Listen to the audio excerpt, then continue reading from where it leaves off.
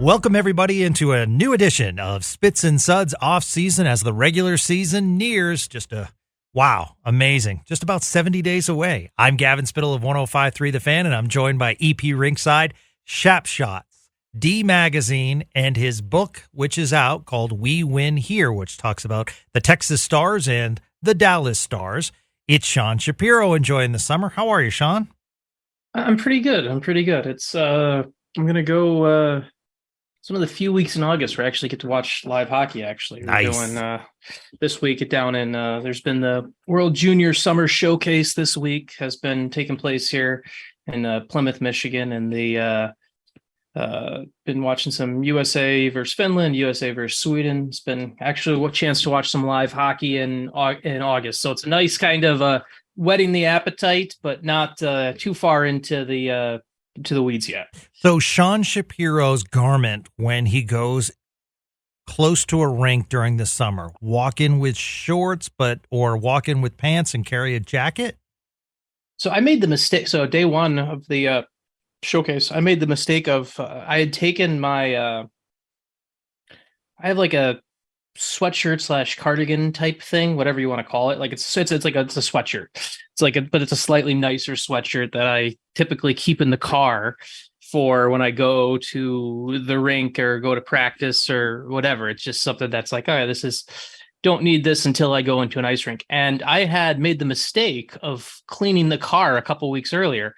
And like, I could take this out of here. I don't need this. And then so I went to the rink last Friday and I walked in and I'm like cold and I'm like, I love my sweatshirt thing. And it was unfortunately at my house. So it is now back in the but this time of year, like today, there'll be a game at 1:00 and 4:00 today. It's a full day over at the rink, which is great and it's fun and everything. But so I'll be wearing pants. I'll be wearing pants. I'll make sure I have the something warmer for up top as well, and I'll make sure I'm ready. It's the summer ones that always throw you off. But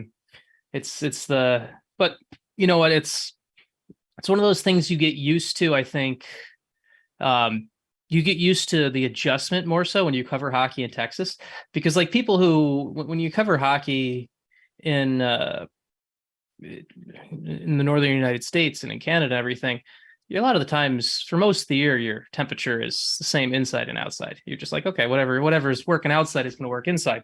But in as you know, in Dallas, there'll be pretty nice days where you can still pretty nice days in what's supposedly winter sometimes. So I think time spent in Texas preps you for being able to like, I'm going to make sure I have that extra sweatshirt in the car or make sure I wear some slightly warmer socks today. So now I understand I will hear back from Stars fans on this, and maybe it's just my body temperature, but having traveled around rinks in the NHL so far, by far, the AAC is the coldest rink that I have been to. Is there one colder, Sean?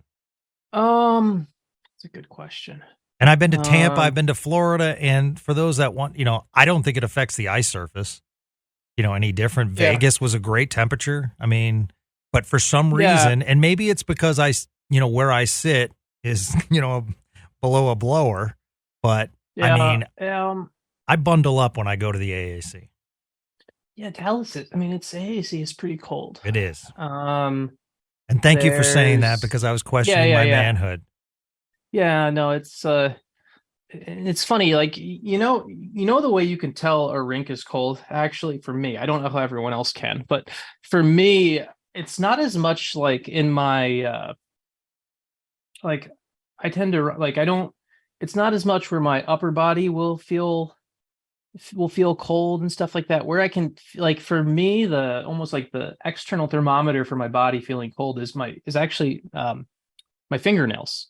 So like if it's kind of, and I don't know if that's just me being weird, but like if I'm in a rink and it's cold, I'll start to feel like the tips of my fingers will feel cold, and that's incredibly uncomfortable for me. And so that is when I am I know the rest of my body is cold, but so sometimes it'll sneak up on you where it's like, you start like your hands are getting cold and everything like that. Like the rest of the body is a little bit, feeling cold is cold, but it's not annoying. It's when your fingertips start to feel cold that you're like, this is annoying. So, and Sean Shapiro has another social media handle, and whatever Sean, whatever, and you don't have to expound upon it too much, but all right, so you can say whatever you want. Here's my explanation without talking to you about it.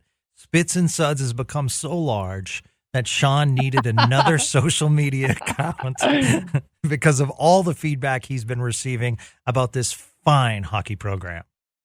Clearly, yes, that's exactly why I opened a Blue Sky account or whatever it is. Now I'm just, Gavin, I just hope we get this all figured out I just want this social media stuff to be like kind of figured out by October 5th, 6th. Like, I know it won't be because it's the way the world is, but like, it's one thing. And I know it's like, there's Twitter is changing, or X or whatever they call it now. And and then there's threads that were started, and Blue Sky and all. And for me, like, it's like, it's like, this is like first world problems, like defined almost. Like, it's exhausting to be like, okay, how do I use this? Which actually matters? Which one do people actually want to go to? It's very it's easy right now when you write something, or I'll post this podcast. I'll post a link to the podcast on all of them, and that's easy because it's like just a one-off, and hey, you're sharing it with people. But like, when you're watching a game and something like jumps into mind, like you'll be like, oh, hey, this guy's playing well, I want to tweet about it. Like, I'm not going to open up 3 apps and tweet about it. I'm not going to open up 3 apps to do that. Like, I don't need that. I'm not going to do that. So I don't really know which way we're going with all of this stuff. One of the great things about Twitter and everything with hockey was it was the spot. It was the town square, the town hall for hockey connectivity. And I don't really know.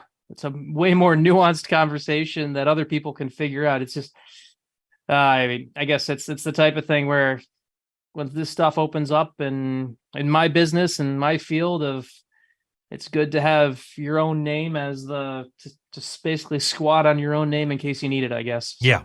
Yeah. No, absolutely. Isn't that how like Mark Cuban made a lot of money? Didn't he like squat on URLs and sell them? Isn't that something that he did early on in the internet days? I think he might have. He made his money on broadcast.com, which was bought, and then basically nothing happened from it. I mean, it merged with another right when streaming was about to begin. So he hit that. I did find it amazing about the new X/Twitter sign they put up at their headquarters and did not get proper clearance. So the neighbors across the way, all of a sudden, it was like, congratulations, you now live next to Caesar's Palace, as it's like blinking into your room at night. So crazy times. The times they are changing. So hockey-wise, I thought of this question as we head into the season.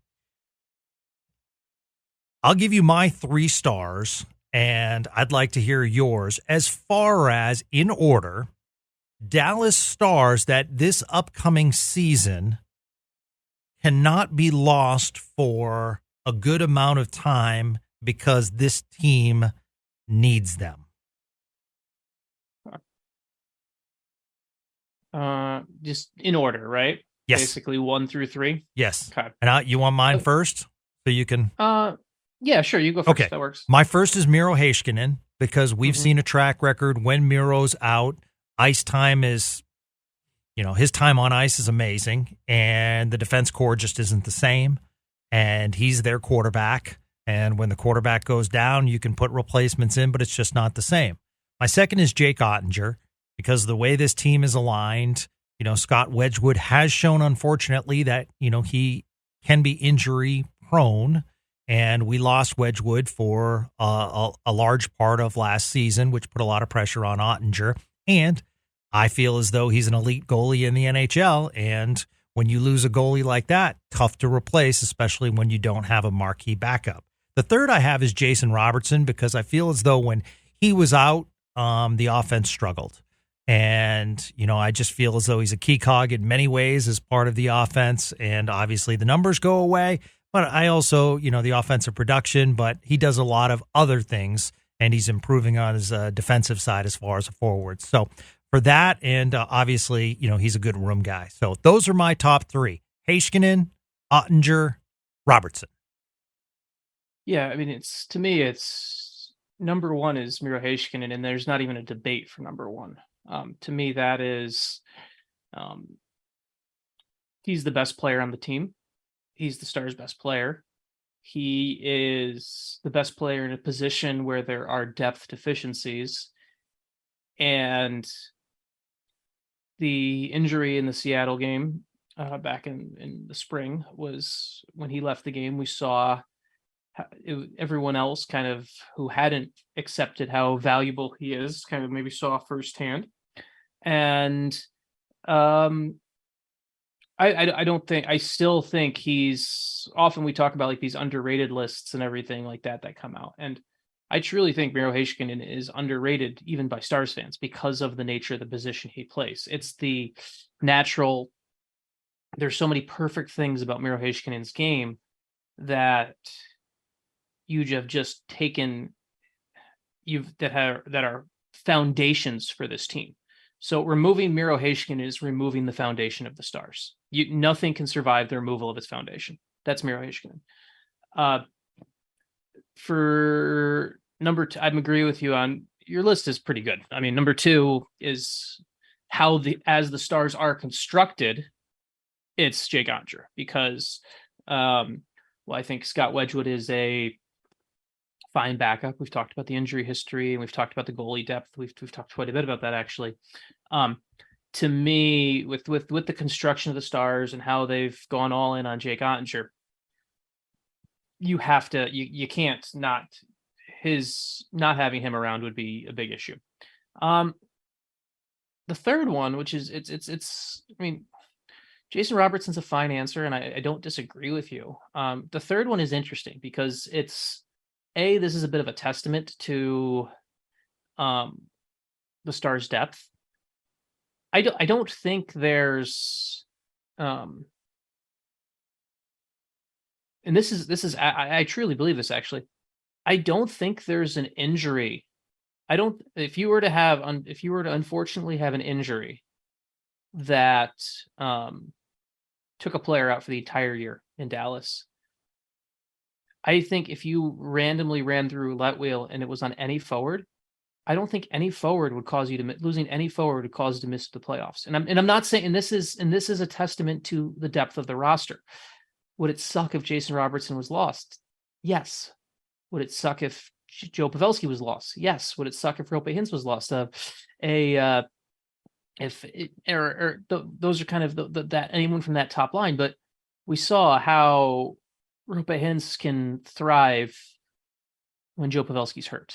We've seen how this Stars group, just like, I think the Stars are incredibly deep at forward right now. It is truly one of the deepest forward groups in the NHL, that I don't think losing a single forward, while it would be frustrating and would hurt things slightly, it wouldn't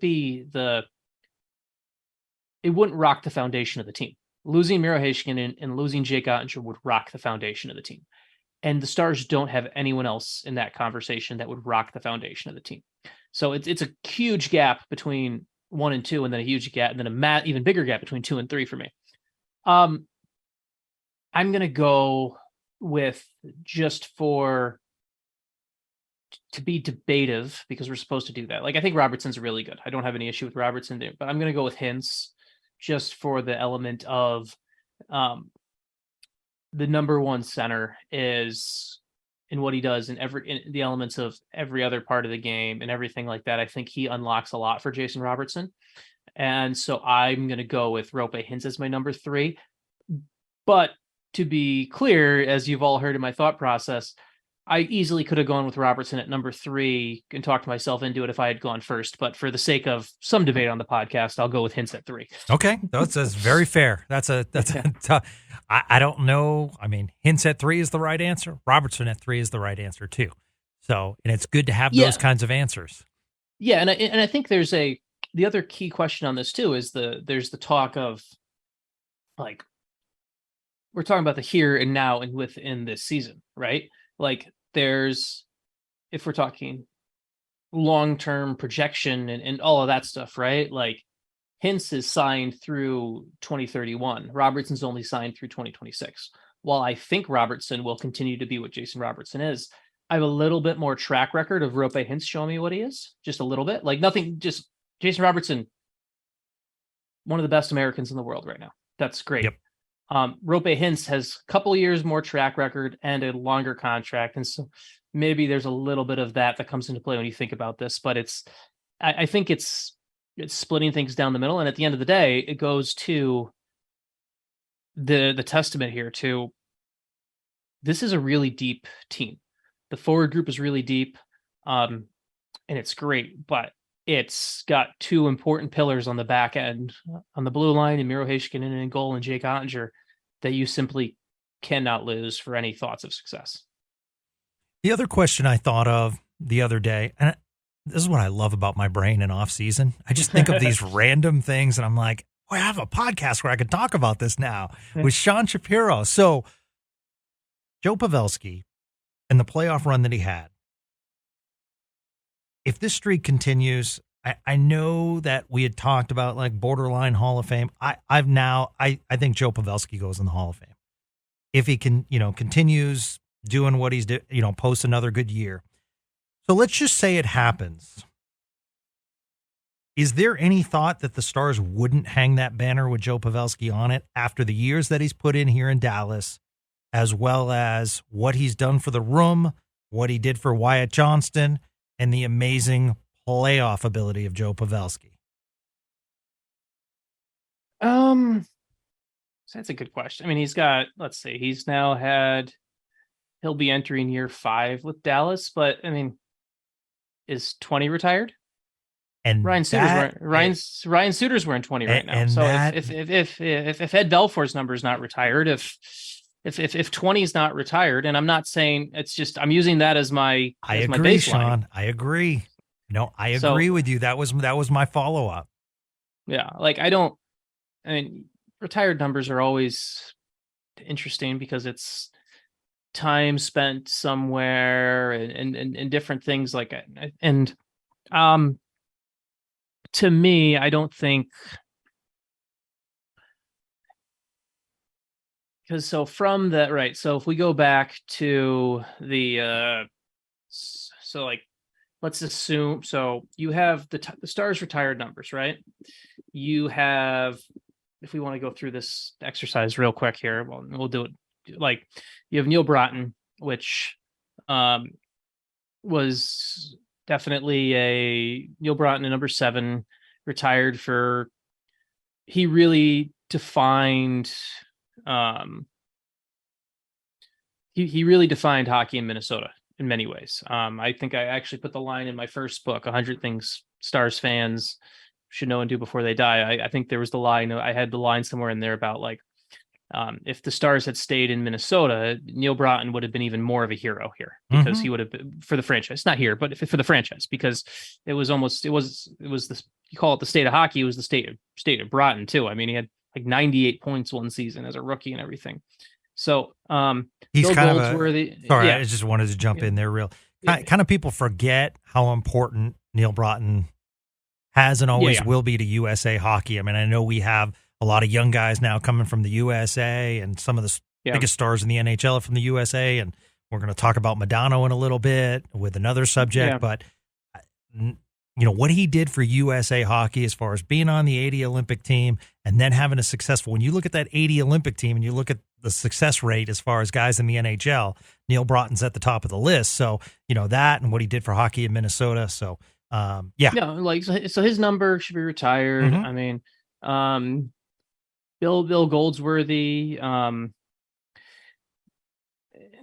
Goldsworthy is someone who was definitely, he's one of those Minnesota retirements where you want to honor your history. I'm good with the number 8 being retired. He was a franchise icon. He had it's called the Goldie Shuffle. He did a kind of the way he celebrated each goal. Bill Masterton's number 19 is obviously retired for less happy reasons, but I think you can't have, so you after those numbers, right, from the team that won the cup in 99, for all the Hall of Famers and all the players that had impacts of the team, only 3 guys have their jersey retired. Yep. Modano, Lettinen, and Zubov. And you can't argue with any of those. Right. Like you can't disagree with any of those.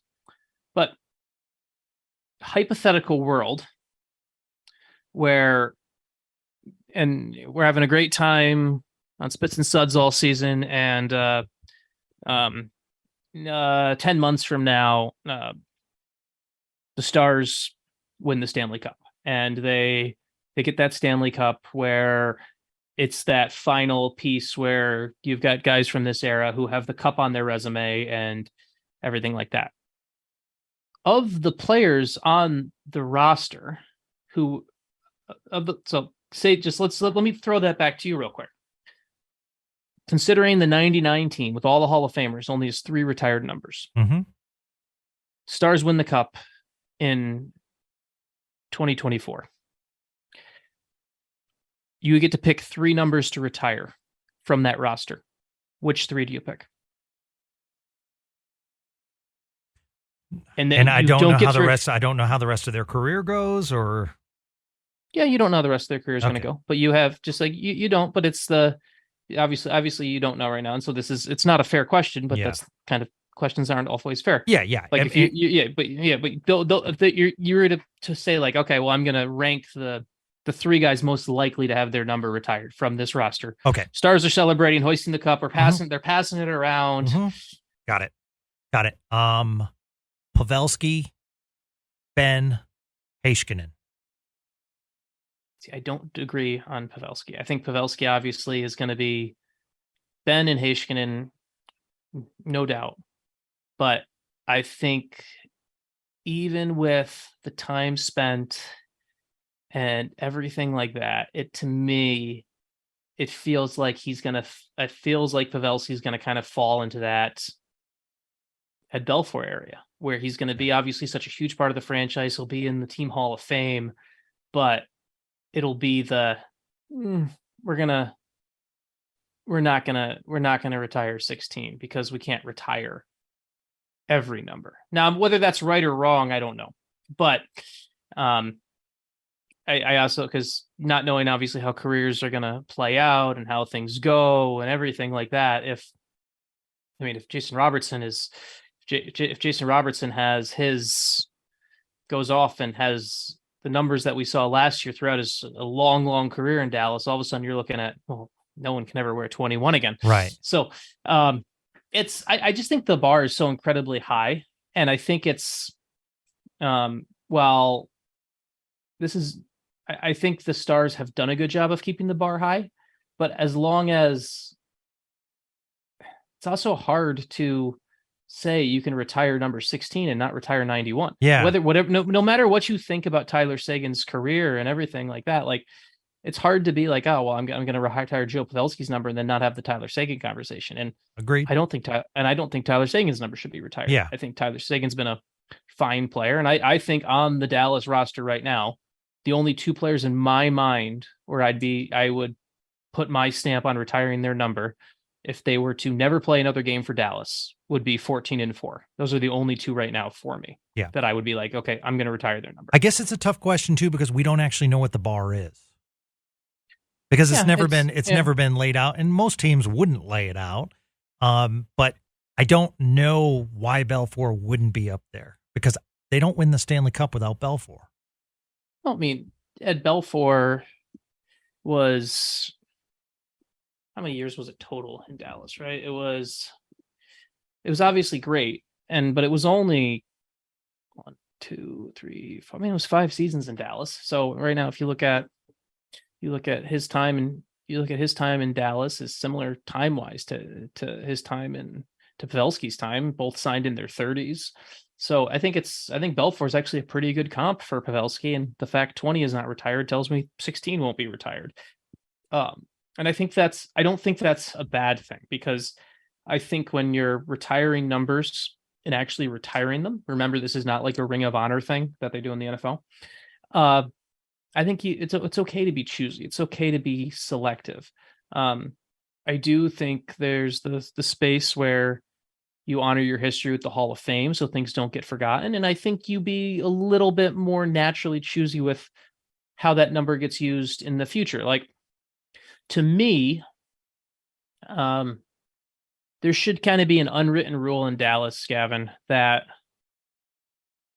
number 20 is not retired, but you're not giving 20 to a kid. You're not giving 20 to, like, you're not giving 20. 20's got to be earned, right? Like, it's kind of the space where, like, I don't really like what the, like, if I go to the like, I don't really like what the Stars did with number 2, right? Let's use that as an example. Like, I'm actually okay with Darian Hatcher's number not being retired if you want to set a high bar. I would retire Darian Hatcher's number personally, but I'm okay with it if you want to set a high bar. I mean, Darian Hatcher, Gavin, was the captain here for 10 years. Yeah. Won the cup. If his number is not retired, Joe Pavelski's never getting his number retired. Let's just be honest, right? I don't mind if you want to set a high bar and not retire Darian Hatcher's number. That's okay. But I don't like that number 2, for lack of a better word, has become a number that, since Darian Hatcher, it's gone to Willie Mitchell, Nicholas Grossman, Jyrki Jokipaka, Chris Russell, Dan Hamhuis, Jamie Alexiak, Yanni Hakanpää. Like, I don't have anything against Alexiak. I probably would have been fine with him wearing that number because he was actually, that was on his second stint back that he was wearing there. He was wearing that number, but, like, to me, I think there's a little bit of an organizational understanding of, when you're giving out number 2, let's give it to someone who can kind of carry what number 2 meant. Because for a Stars fan, any Stars fan born this century, right, number 2 is that depth defenseman.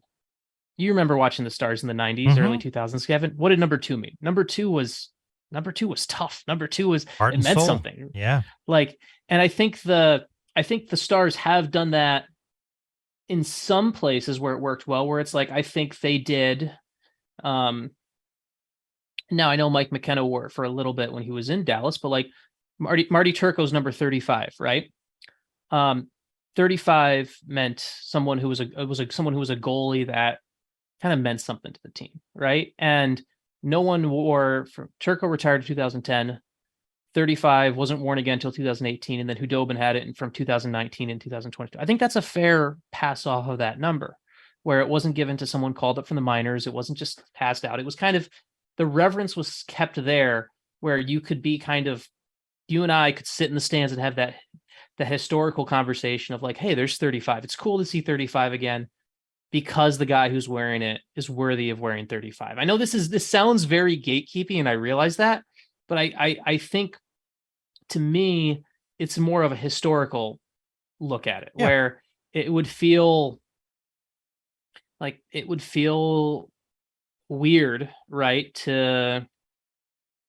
If they don't retire, if they don't, like, it feels weird seeing other people wear number 2. It's just kind of weird to me. So I agree. I mean, my standards are lower, admittedly. I'm one of those guys that I think it's cool retiring numbers, and I don't want to go overboard, but, you know, like, for instance, and I know the Red Sox are one of the more historic franchises in sports, but by golly, I think they should retire Sam Malone's number from Cheers.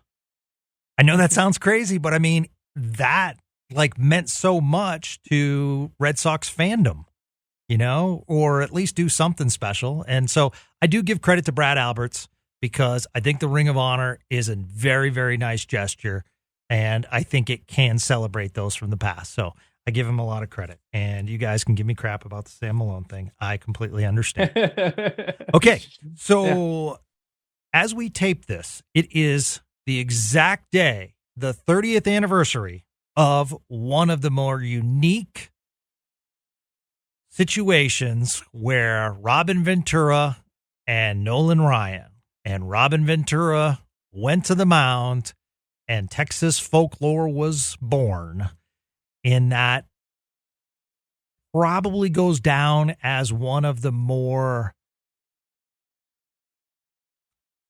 notable Rangers highlights And what's weird is we were talking in the hallway about this, Sean, and two of the more notable highlights from the Rangers are fights with Rugi Odor and with Nolan Ryan, Robin Ventura. But it did get me thinking. Notable highlights from the Stars. And clearly the obvious one was Brett Hull winning the Stanley Cup with the goal against Buffalo. But then I started thinking, what are some other notable highlights that when I look back on my Stars watching, my Stars fandom, what got me excited to cover this team, to be a part of this franchise, to help hockey grow? And two come to mind.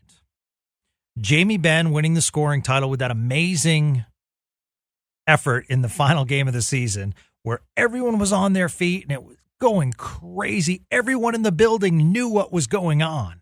And that to me was so cool. Sidebar to that story, my friend wanted to beat traffic, so we were in the concourse when it happened, but that's another story. The second one, Mike Modano becoming the all-time American scorer. I thought that was marquee in San Jose. Love the call by Ralph and Razor. I just thought it was terrific. So those are the three that come to mind, and I know there are others. I think, not a marquee moment, but the Jeremy Roenick hit and the retaliation by the Stars is something that, forever lives in my mind. And I wanted to ask you, Sean, what moments stick out in your mind as we, I guess, celebrate the 30th anniversary of the brawl in which Nolan Ryan took Robin Ventura in a headlock, and forever we see that image. I mean, Robin Ventura, real quick, on a side note, a couple about a little bit later in his career, hit one of the most influential baseball plays of my young baseball fandom, being a young Mets fan, the Grand Slam single in '99 when he knocked out the Braves in the NLCS. So that was I will always remember Robin Ventura fondly on that level, as you should. Yeah, and by the way, does not get the credit he deserves as an amazing baseball player. I mean, Robin Ventura was a marquee batter at the plate. This is not some guy. Robin Ventura was amazing as a baseball player. Part of one of the greatest defensive infields in baseball history, with him and Edgardo Alfonso and Ray Ordonez. Sure. It was one of the greatest infields in baseball history. But that's me in my late in my childhood Mets fandom there. You say the number one is obviously winning the cup. It's that. To me, some of the signature moments, and obviously I have a little bit of an advantage talking about this because I went and written a whole book about this team and everything like that. It's hard not to look at, in a singular kind of, and it wasn't one singular moment as much, but Game 7 of the '99 Western Conference Finals. Obviously, it's a Game 7 to go to the cup, and you don't win that Game 7, you're not going to win the cup. And so it's easy to, when a team has one championship like the Stars do, it's easy to try to lump things around that team. So for this exercise, I'm going to intentionally not talk about the '99 team, because I think it's not really fair, because there's so many things from that run. Right. Now I look at, it's hard to not put the Brendan Morrow, Cinco de Moro goal. Oh, that's a good one. Yes. Because it is such a it's such an iconic spot for the franchise, but it's also one of those iconic playoff overtime hockey things that's always going to be remembered. Passed by Robida. Yeah, and it's something that meant, and it's something that on a team level meant more too, right? Where it's I love the Jamie Benn Art Ross story. It's one of the best Art Ross winning moments in NHL history, and it's unfortunately the Brendan Morrow Cinco de Moro goal has gotten better with age. The Jamie Benn Art Ross winner history hasn't been as kind, right? Because of, even as dramatic as it was and everything like that, it was 88 points. What was it? No, how many points was it? It was 87, right? Wasn't many. And like, it's time has not been kind to that, because it's become more and more of the, like, this year, right? Someone with 87 points would have been 20th in the league in scoring. Like William Nylander had 87 points this year, 20th in the league in scoring. So it's the Benn winning the Art Ross thing. I think it's good to talk about, and it's good to bring up, because it was really cool in that moment, and it was a really big deal. The Stars haven't won many individual awards. One of the reasons it's even more impressive that Jiri Lehtinen won 3 Selkes is that he did it in Dallas, where historically, and it's gotten better, but historically they've been kind of ignored by voters. So the fact that how many points Benn had and how the game has evolved and everything like that, it's one of those things where if you look back through history, like Jason Robertson scored 109 points this year. He didn't get a trophy. Jamie Benn got a trophy for scoring 22 less points in a season. Yep. And so history hasn't been kind to that. And the same thing goes on where it happened too with Tyler Seguin, was scratched for being late to a team meeting and everything like that. So it's one of those moments that I think was so much more fun in the moment, and you wish you could almost travel back to it without any curse of knowledge from the future, because I think that really hurt it, because it really was cool. For me, one of the hallmark moments that I'll always remember, and I think because it's easier for me for stuff that I was there in person for too and everything like that, but the Radulov power play goal in the Cotton Bowl. I don't know, you'll never, like, that to me is one of the coolest moments I've ever witnessed in that Winter Classic, where it's you see the pass from Klingberg to Radulov, you see the windup, the anticipation of more than 80,000 people watching this, and then the finish, and with the Radulovian celebration and everything like that. Like, that to me is it's easily a top moment in Dallas Stars history right there, because never will you have a larger crowd for a hockey game in Texas. Never will you have that type of roar on a Richter scale type roar because of the pure amount of people. And it was just so cool, because for me, the setting was so cool, where it was such a slap in the face of the traditionalist values of, like, yo, you can't do, like, it was just that was the shot across the bow to anyone who's ever questioned hockey in Texas. You could just show that clip. You could show that goal. You could show the 30-second build up to that power play goal, and then the crowd reaction, and you'd be like, shove it. Like, to me, that is one of those, if we're taking away moments, if we're trying not to use 99, that to me is right up there, because even though it wasn't a playoff game, it was, from a Stars fan unison moment, it's the one moment where anyone who claims they were there, they probably actually were. Because too often we'll be like what, like I remember hearing the stat where, like, there's something where it's like somehow 100,000 people have claimed they were at, like, Michael Jordan's last game, and it's like, well, the United Center only held 20,000 people. Yeah, it's one of those things where, from a Stars perspective, that goal by Radulov, like, that to me that's right up there when we don't look at, obviously, the cup winner by Brett Hull and everything like that. And I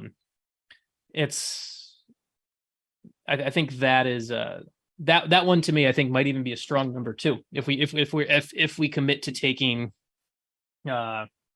just from the community aspect and everything like that. I think it would be a good contender for 2, actually. Okay.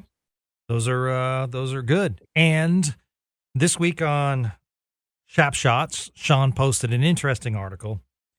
Don't overreact to NHL arbitration valuations. Now, while this doesn't completely, stars related, maybe not this year, but, in the future. Yeah. And go into that a little bit and what you meant by that, because that's primarily what is in the NHL news right now as far as arbitration. And you see the differences between what the team's offering and what the player's offering.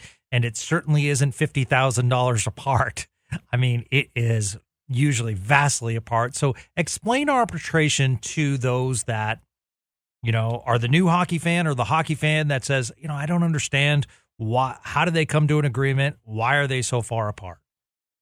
Yeah. So, one of the things that hockey in general has, one of the issues hockey has in general, and I like to think we combat that on this podcast, and I combat that in my writing sometimes, is I think a lot of the workings of the hockey machine are slightly different than other sports.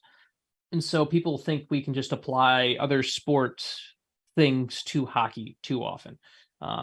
Like, for example, I have a really good friend who lives in Columbus, Ohio, and he's a Blue Jackets fan. And he was texting me about, he's becoming a new hockey fan and everything like that, and texting around the time of the draft. And I was kind of explaining the ins and outs of the draft, where obviously a player like Adam Fantilli, who went number 3, will play for Columbus this year. But Gavin Brindley, who is going to be a pretty good player, I think, isn't going to be a Blue Jacket for a while. That's just how the system works. And so I think arbitration, a lot of people get confused on arbitration in the NHL because they think it's baseball. And baseball arbitration is different. In both scenarios, both sides come to the table with a number. But in baseball, the arbitration works this way. If the player is asking, I'm going to use very simple numbers on purpose. If the player thinks he's worth $3 million and the team thinks he's worth $2 million, he's either going to get $3 million or $2 million. The arbitrator comes to the table. He hears both arguments.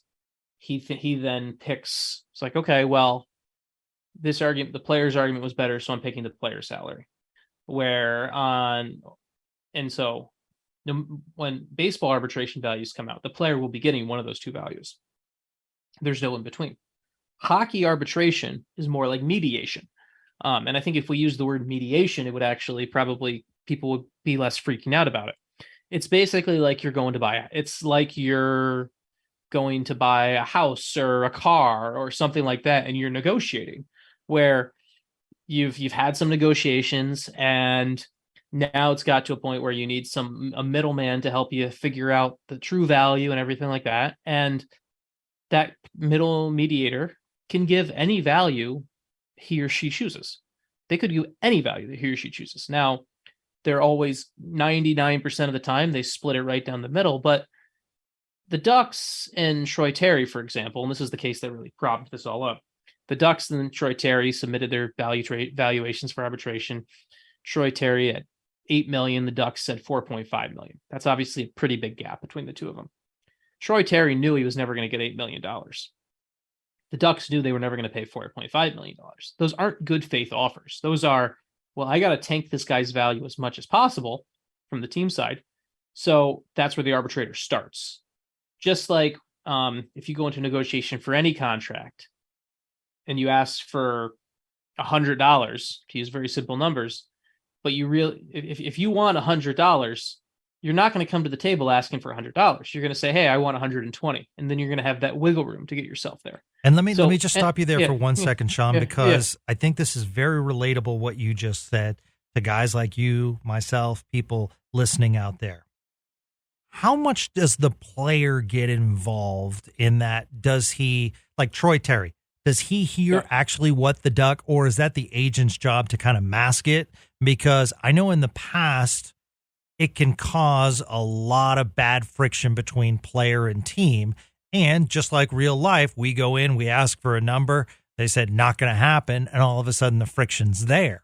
So how much are players, today's players, not in the past, but today's players, have you got a sense how much players are involved in this process? The players typically in arbitration, things like this, it doesn't really leave and this is why, and so like Terry, for example, just because you see these numbers doesn't mean they can't negotiate until the arbitration date. They can still negotiate before. And Terry and the Ducks ended up working out a deal before, after this came out, a 7-year, $7 million deal, which is actually, I think, pretty good value. Yes. But Troy Terry, it's basically his agent handling all of this up until, and this is why if a player actually makes it to arbitration, relationships get rocky, because the player isn't really physically involved unless it actually makes it all the way to arbitration. Because if it makes it all the way to arbitration, the player often attends the arbitration hearing. And then the player is in the room as their boss argues against their value. And that is the moment where that causes cracks and schisms. And it's the reason that while you may have a player get a deal in arbitration, typically within 18 to 24 months, they're gone, because it's hard to be in a room where your value is being tanked right in front of your own eyes. When it's just third-party things, it's easy. It's easy to have the negotiation. It's just like if somebody's ever had anyone listening here has ever had a job negotiation for a salary, and it's the person who's hiring you or whatever. It's why the HR finance guy becomes the fall guy, right? Where you'll be like, oh, I want this much. And they're like, you know what? I'd love to give it to you. Let me see what we can do. And then they call the other guy to make the other guy the bad guy. When you actually make it to arbitration, the bad guy leaves the room, or the fall guy leaves the room, and the two sides look eye to eye and argue. And that's why typically players who actually make it to arbitration rarely stay with the team. Players who file for arbitration, players who put the numbers like this and figure it out before an arbitrator actually has to step through the door, it's usually okay. But like, for example, Toronto, right? They had it was Samsonov, right? Samsonov made it all the way to arbitration. I would be stunned if Samsonov is still with the Leafs after next season, because they went and they made it all the way to the public, to the airing of dirty laundry face to face, and that is the start of the beginning of the end. The Ducks avoided that. While this number was out there publicly, the Ducks knew what Terry was doing. Terry knew what the Ducks was doing, and they still came to a pretty good deal before someone needed to step in the room. Fascinating stuff, my friend. And I will say this. Hopefully Sean Shapiro does not go to arbitration, because I cannot low play. He's fair market value, man. That's why he's on this podcast. That is good stuff. And I will end with this for Stars and NHL fans, whoever's listening. If you ever have a question, please feel free to hit me up at GJ Spittle, at Sean Shapiro, or one of his 46 future social media accounts that he will have. And that's my pleading for people right now is I would just like one place to do this. Like I know it's first world problems on every level, but yeah. I don't want to be watching the Traverse City Prospect Tournament in a month from now, or a month and a half from now, and being like, oh, I like how this prospect looks. Do I have to open Blue Sky threads in Twitter, right? And like, which one? Like, I just want to be like, yes. So yes, no, you're absolutely right. And we want to be inclusive here on Spits and Suds. And, you know, a big part of us doing this show is you, the listener. So if you ever have any questions, you know, we love bringing them up on the program, but we also like answering them immediately for you. It's all about learning and growing together. Sean, you're a beast. I had a blast today. I had a lot of fun with these topics. I think it's funny that everyone's like, oh, it's the off season, and my brain works overtime in off season. And I just think of these things when I'm on dog walks, and I'm like, okay, I got to put this in my phone so I don't forget. It's funny how some of the stuff will randomly pop up. Like there's certain things that I enjoy. I enjoy a lot of the off season stuff too, because I think it lets me kind of go down some of the other paths of things I don't normally get to go down, right? Where I'll read some more about some other sports. I'll listen to some other podcasts about things outside of hockey that maybe I didn't have the time for in the season, and you get ideas. Think like randomly, and I want you to be clear to you, Gavin. We are not going deep on this subject right now. We can do it another time. All but right. for example, like I was started listening to a kind of an abridged version of it's called an abridged version of presidential history with Kenny Ryan, who's the podcast host, where it's like 30-minute episodes of just kind of the abridged version of what you needed to know about each president.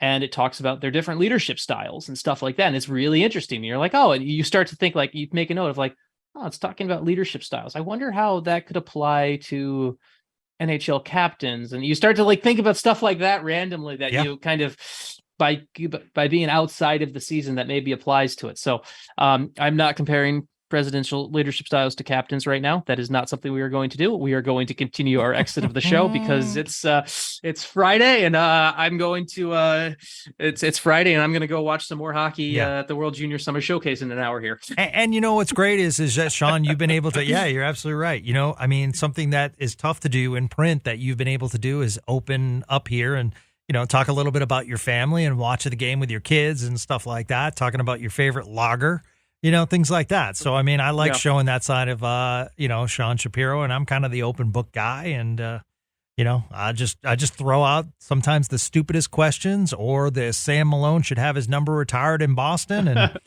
those are just things that my brain thinks of. So why not for the Spits and Suds audience? So everyone go out, if you haven't yet, buy the book, We Win Here. It's a terrific book. Written by Sean Shapiro that talks about the Texas Stars and many stories that affect the Dallas Stars today. So that's the name of the book, or you can find him at EP Ringside, at Shap Shots. And what I'm saying is support Sean Shapiro. So that's going to do it for another week of off-season broadcasts. Sean, have a great weekend. And to everyone else out there, thank you so much for following us this off-season. And we will be back next week right here on Spits and Suds. Have a great day, everyone.